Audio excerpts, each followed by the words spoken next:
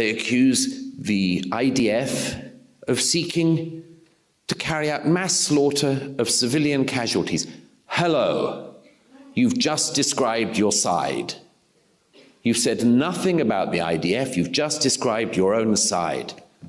They say, we're worried that the IDF will commit genocide. Sorry, your side did its darndest to carry out a genocide. Everywhere this rule applies. The Iranian revolutionary government in Iran sends a thank you letter to students in the West for joining the Iranian revolutionary government in its fight against colonialism. The most powerful colonial power in the region is the Iranian revolutionary government that colonized Iran since 1979 and suppressed a great people, that has colonized Iraq, colonized Lebanon, colonized Syria, colonized Yemen, and they accuse Israel of being a colonialist state. The Turkish president, my very dear friend Recep Tayyip Erdogan, President Erdogan accuses Israel of being an occupying power. And again, you get whiplash. Like, has he ever been to Cyprus? His own country, a NATO member country, still occupies half of another EU member country, Cyprus. When he accuses the Jewish state of being an occupying power, all he's doing is telling us about himself. Now, how in this long-winded way am I bringing it back to your question? Because one of the things that was on my mind constantly in the year and a half since the 7th was, what's it got to do with you? What's it got to do with you, the people protesting in Vancouver and Berkeley and Oxford and Sydney, Melbourne? When I was there last year, there's an anti-Israel protest. What's it got to do with you? You're in Australia. Enjoy. And you come back to this same thing, which is that apart from there are obviously Islamic fundamentalists just on the side of Hamas, there are obviously like deeply perverted, crazy people who are just on the side of Hamas. But what is this bigger thing? What is this bigger reservoir that is being spoken to? And I realize that Grossman's law applies, but requires a slight tweak, which is, what have young Western students been brought up to believe, in the Anglosphere primarily, in recent years? They've been told, particularly in America, they've been told that they're guilty by being born in the country they were born in. They're told that they're guilty of genocide. They're guilty of ethnic cleansing. We're told in Britain and elsewhere that we're guilty of the crime of colonialism. We're guilty of slavery, white supremacy, and racism, and some other things. And I said in my last book, The War on the West, I said this is very, very dangerous because you're setting people up into a moral system you cannot get out of.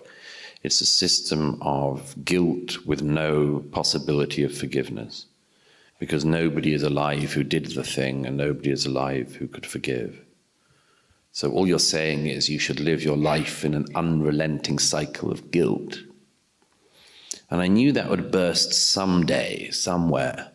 And I think it's burst on the question of Israel. And this is why everything they accuse the Jewish state of is what they were told they were guilty of themselves.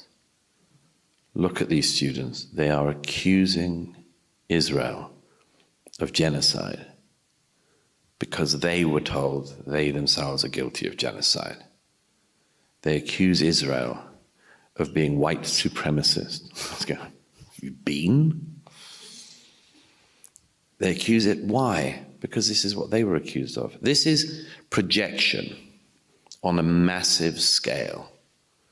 But Israel should not be the projection focus of deeply deluded and badly educated people around the world. That's a very key insight, that they are trapped in this unforgivable accusation. Since you sort of praised Macron earlier, We have to set the record straight. He recently announced that possibly at a June conference that France would recognize a Palestinian state. And a number of Labour MPs are pushing the government to follow suit.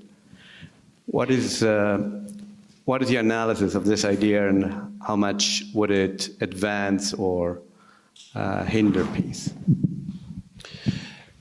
The fastest way today to demonstrate you know nothing about the situation in the region is to say that this is why we should push for the creation of another Palestinian state. Just unbelievable revelation of ignorance. Not unheard of. You know, it was on October the 9th or 10th that then Secretary of State Antony Blinken said in an interview, this is why we need to double down on a two-state solution. I'm not surprised in some ways that people say this, because all my life, people of left and right, Labour, Conservative, doesn't matter. They all say the same thing. They all said the answer is a two-state solution. I remember great geniuses like David Miliband saying, why the laughter? I remember great geniuses like David Miliband saying, if we have a two-state solution, it'll unlock all the problems in the region. And I always knew, as many of you will have done, that there is no law of nature that says that if another state, I'll explain why I mean that, but if another state was given to the Palestinians, there is no reason to presume that the economy of Yemen will blossom. Why? You just have another failed Arab state here, at best a sort of proxy front state of the Iranian revolutionary government. Why would that help anyone in Iran or Saudi Arabia to live a better life? Why would that help anyone in Jordan? It makes absolutely no sense. It could be an answer to a part of the question of the Palestinian peoples. It could be.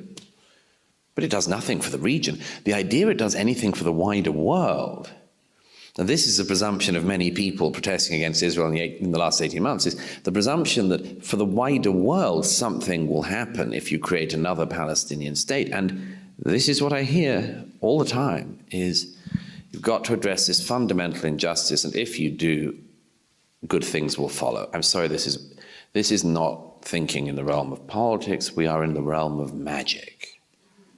This is magical thinking. Why would anything else improve in the rest of the world because of another Palestinian state? Macron and the others who say this still, I can only believe, are at this stage being deeply cynical. They will use this excuse to do something else. They know, they must know, that there is no two-state solution on the table anymore. Hamas destroyed it on October the 7th, 2023, because the Palestinians were given a de facto state in 2005 when not only every Jew, every Jewish body was removed from the Gaza. And they had 18 years. 18 years, the life of a child to the end of their formal education. They had 18 years. And what did they do with it? Rockets, rockets, war, stealing of vast amounts of wealth. And then October the 7th. So anyone who thinks that if you give them another go, everything will be right, is demonstrating, signaling, blaring out their ignorance.